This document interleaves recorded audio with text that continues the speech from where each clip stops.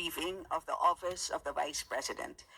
This decision was not made lightly, but rather arrived at after careful reflection and deliberation. I would like to inform the body that we are in receipt of a letter dated 10 September 2024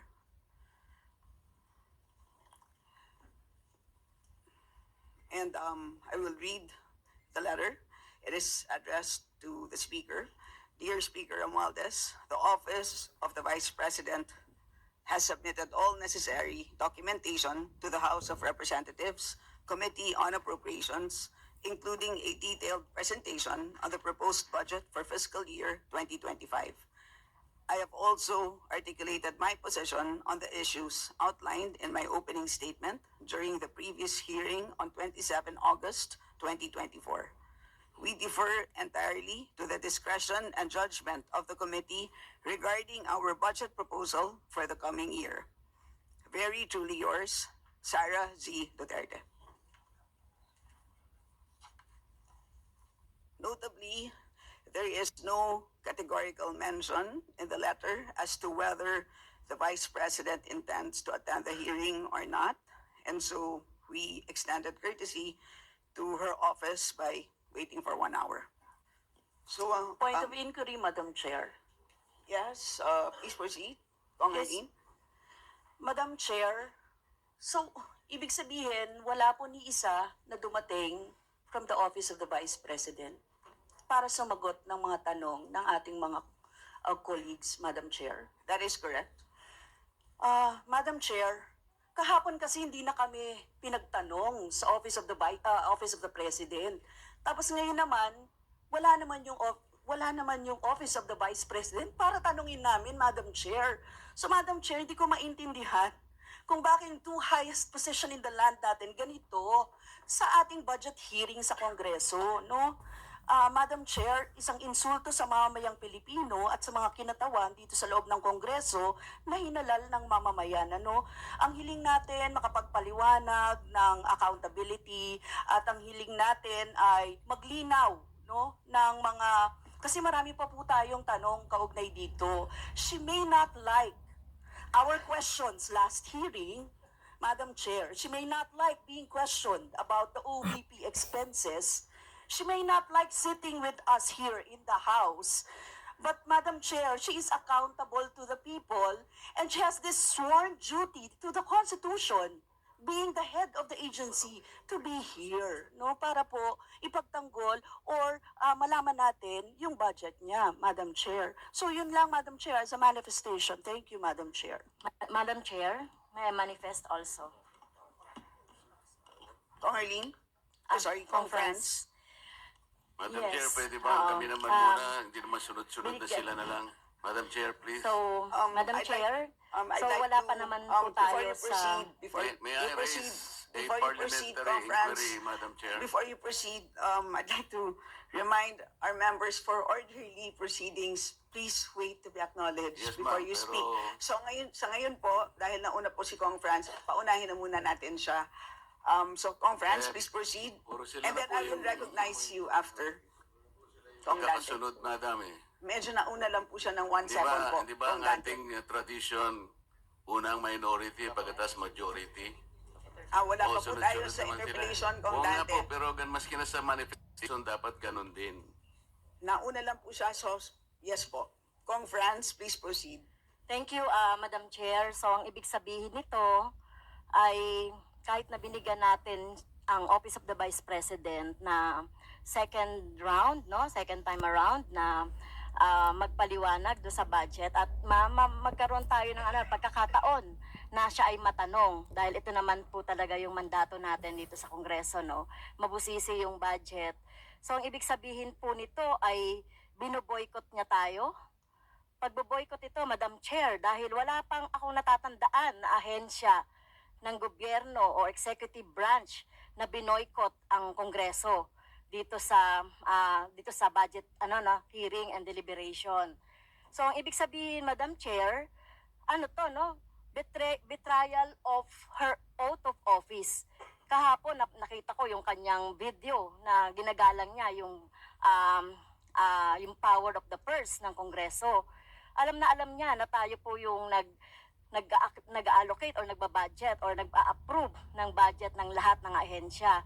So dahil pinapaubaya niya na sa atin ito, na hindi niya man lang i-defend, kasi ang laki-laki nung, Madam Chair, yung budget for socio-economic program delivery, socio-economic projects and stakeholder. Ang ibig sabihin ba niyan, inaabandona niya na yung pinaplano niya siguro na ng mga constituents niya, nabibigyan niya nitong mga programs na ito. So, Madam Chair, so, ang problema dito, no, talagang bratinela to the max, no, na ayaw na ngang matanong, no, umiiwas sa mga tanong, at eto pa, no, kapag gusto nating tanungin, hindi uma-attend doon sa no. Kaya talagang Madam Chair, siguro later on kung ano yung later on na lang po, Madam Chair, yung aking magiging pasya, no, dito sa magiging budget at recommendation sa budget ng OVP. So pasensya na po ang taong bayan, binoykot tayo ng Vice President. Salamat, Kong Franz. Kong Marcoleta, you're now recognized. Salamat po, Madam Chair. Yung hindi po pagdating ng ating pangalawang Pangulo ngayon, ang suspecha ko po ay dahil sa nangyari na mga pagtatanong nung nakaraang pagdinig.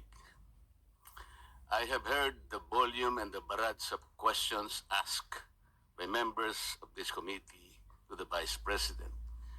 Despite the fact, Madam Chair, I heard her several times saying, I forgo the opportunity of defending the OVP budget for 2025 by question and answer, and I leave it to the House of Representatives to decide on such proposal as presented.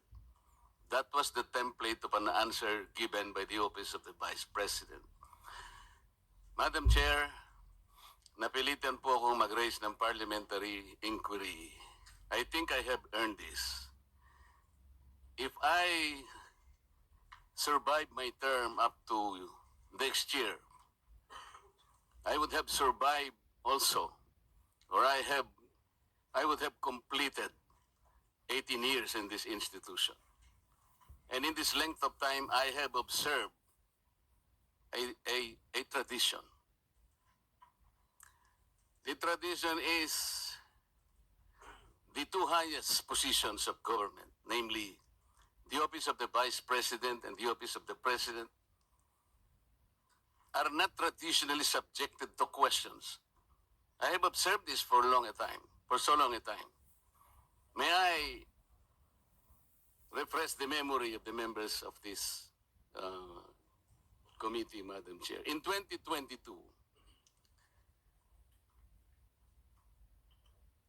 the Minority Leader, Honorable Libanan, citing courtesy to the Office of the Vice President, took only about 13 minutes to move for the termination of the budget of the Vice President. And after that, the Majority Leader seconded the motion. That was 2022, Madam Chair. Then 2023, no less than the Presidential son, our own Senior Deputy Majority Leader, the Honorable Sandro Marcos, stood up and invoked the long-honored tradition of according courtesy to the OVP, the Office of the Vice President. And in the same manner, he moved for the termination of the Office of the Budget, the consideration of the budget of the Office of the President, Vice President.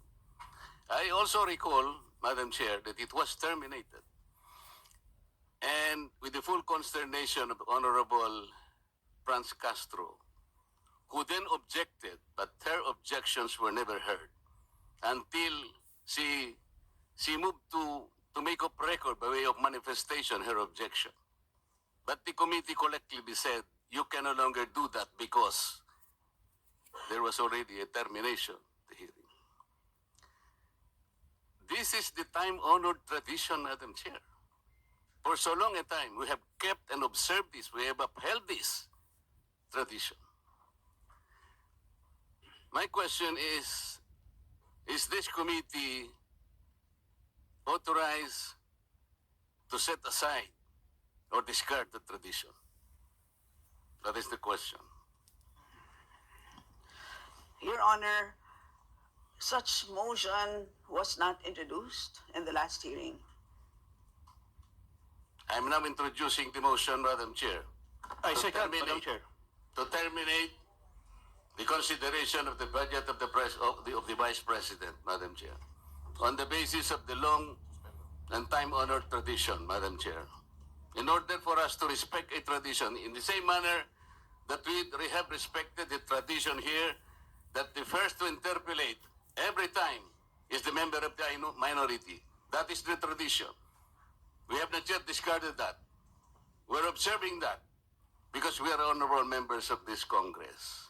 So the question is, why have we discarded that tradition? Is this committee authorized to set aside the tradition? If we are not able to do that, Madam Chair, then I honorably, respectfully now move to terminate consideration of the budget of the office of the Vice President, and I so move. Second, Madam Madam Chair. Thank you. Madam Chairman, Madam Chair, Madam Chair, Madam Chair, it was